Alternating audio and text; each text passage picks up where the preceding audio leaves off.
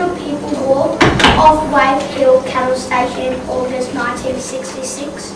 No, I had been in the Northern Territory only a couple of months before that, and the judges that I was working for handed down their decision. I think it was 3 months before the walk-off, and the judges decided that they would give equal pay. The people at Wave Hill were very angry that they had to wait 3 years to get their equal pay, so they walked off. But I was not there when that happened. But I remember it quite vividly, reading about it in the newspapers and seeing it on television. Yep. What was it like? How did the people from around Australia react? Were they supportive or the Aboriginal people? A lot of growing support for the Aboriginal people, and that resulted in the federal government asking the people of Australia whether laws should be made especially to look after the Aboriginal people, and the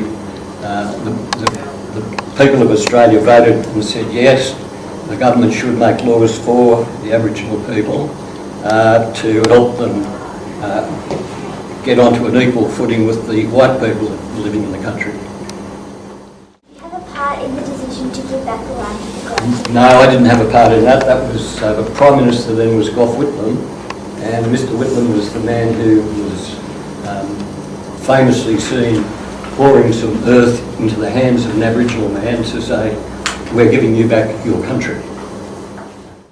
Yep. Did you ever meet Lord Vestey or Vincent Lingiari? Do you know where he lives? He doesn't live in Australia, he lives in England. And I don't know how many times, if at all, he ever visited Wave Hill Station. Well, he was just a very, very rich man that lived overseas in England. He had managers running the place. Do you remember when Gough Whitlam poured sand into Vincent Lingiari's hand in August 1975?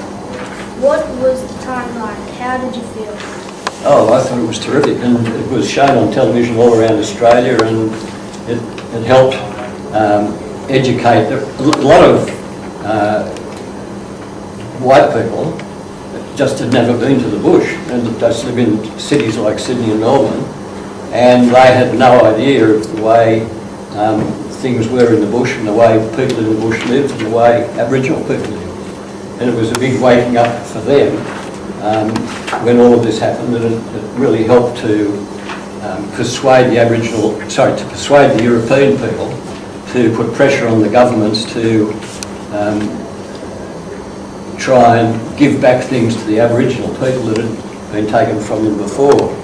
And that resulted in now about half of the land in the Northern Territory is owned by the Aboriginal people. Well, that's pretty much it.